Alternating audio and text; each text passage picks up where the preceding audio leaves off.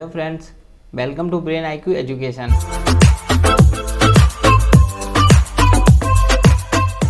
आज हम संपत्ति अंतरण अधिनियम की धारा 13 की किसी अजन्मे व्यक्ति को यदि कोई संपत्ति अंतरण करना है तो वो किस प्रकार की जाएगी, इस बारे में अध्ययन करेंगे। तो जब हम धारा 5 संपत्ति अंतरण अधिनियम की पढ़ते हैं तो उसमें लिखा है कि कोई भी अंतरण एक जीवित व्यक्ति से एक या अधिक जीवित व्यक्तियों को किया जाएगा। मतलब कि जो प्रॉपर्टी का ट्रांसफ़र है अगर वो करना है तो वन लिविंग पर्सन से अनदर लिविंग पर्सन को होता है। यदि हम किसी अजन्मे व्यक्ति को कोई संपत्ति अंतरित करना चाहते हैं तो उसके बारे में यदि हमें पता करना है कि कैसे हम किसी अजन्मे व्यक्ति को संपत्ति अंतरित कर सकते हैं तो उसके लिए हमें धारा 13 में जो नियम बताया वो पढ़ना पड़ेगा। तो धारा 13 में नियम बताया है कि कैसे हम किसी अजन्मे व्यक्ति को कोई संपत्ति अंतरित कर सकते हैं। तो इसके लिए हमें पता चलना चाहिए कि कैसे होगा। तो सबसे पहले कोई प्रॉपर्टी होनी चाहिए, कोई प्रॉपर्टी, और किसी अजन्मे व्यक्ति को अंतरित करना है तो उससे पहले हमें उसमें प्रायर इंटरेस्ट पूर्विक हित एक या अधिक व्यक्ति को देना चाहिए। सबसे पहले कोई प्रॉपर्टी, उसके बाद एक या अधिक व्यक्ति को कोई पूर्विक हित देना चाहिए। पूर्विक हित मतलब कि किसी एक पर्सन को एक से ज़्यादा व्यक्ति को किसी लाइफ टाइम के लिए वो प्रॉपर्टी यूज करने के लिए देनी चाहिए, जब तक कि वो व्यक्ति अस्तित्व में नहीं आता तब तक।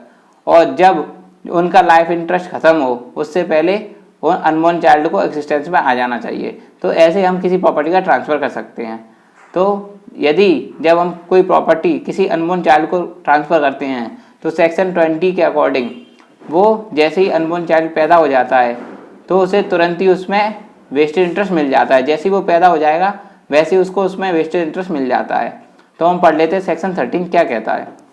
तो सेक्शन 13 कहता है आजाद व्यक्ति के फायदे के लिए अंतरण। जहाँ की संपत्ति के अंतरण पर उस संपत्ति में कोई हित उसी अंतरण द्वारा सृष्ट किसी पूर्वक हित के अध्ययन ऐसे व्यक्ति के फायदे के लिए जो अंतरण की तारीख को अस्तित्व में नहीं हो सृष्ट किया जाता है।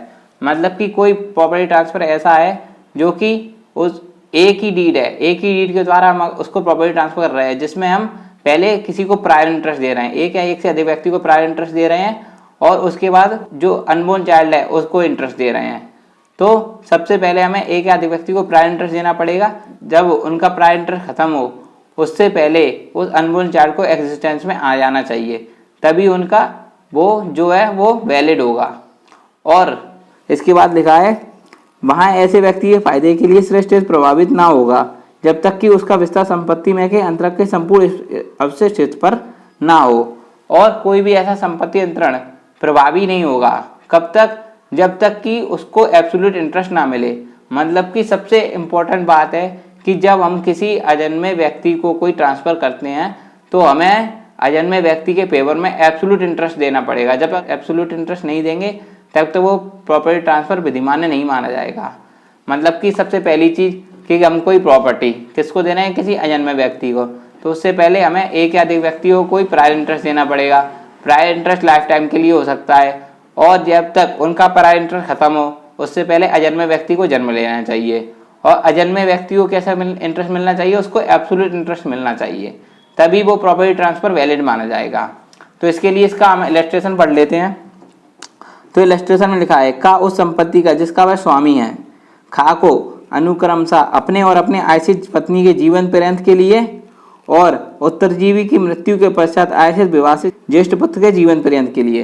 तो ए है, ए कोई प्रॉपर्टी ट्रांसफर करता है किसके लिए, उसकी भी शादी नहीं हुई है, उसकी जो आश्रित पत्नी होगी उसको लाइफ टाइम के लिए, उसके बाद जो उनका बेटा होगा उसको लाइफ टाइम के लिए, और उसके बाद उसके बेटे जो दूसरा बेटा होगा उसको एब्सोल्यूट इंटरेस्ट देता है। तो ये जो ट्रांसफर है वो वैलिड नहीं है, क्योंकि इसमें जो अजन्मा अनबोर्न चाइल्ड के फेवर में ट्रांसफर किया है वो लाइफ टाइम के लिए किया गया है, ना कि एब्सोल्यूट ट्रांसफर किया गया है।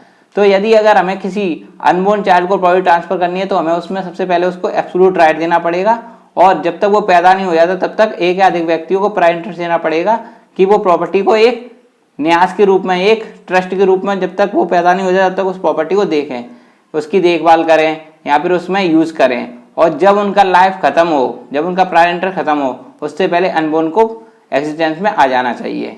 तो इसको हम एक बार ब्रीफ में ऐसे समझ लेते हैं कि यदि कोई अनबोर्न चाइल्ड के फेवर में प्रॉपर्टी ट्रांसफर करना चाहता है तो पहले वो एक या अधिक जीवित व्यक्तियों को प्रॉपर्टी देगा जो लिविंग पर्सन है, उनको लाइफ के लिए उनकी, और जब उनकी लाइफ का प्रायर इंटरेस्ट खत्म हो उससे पहले अनबोर्न को एग्जिस्टेंस में आना चाहिए, और एग्जिस्टेंस में आने के बाद अगर अनबोर्न को ट्रांसफ़र करना है तो उसको एब्सोल्यूट इंटरेस्ट मिलना चाहिए।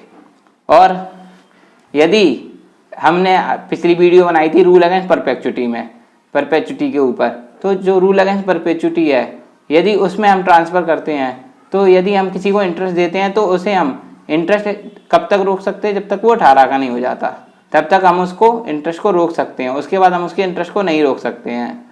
तो आपको हमारी वीडियो कैसी लगी? आपको किसी भी लॉ सब्जेक्ट पर कोई वीडियो चाहिए तो आप हमारे चैनल को सब्सक्राइब कर सकते हैं। जय हिंद, जय भारत।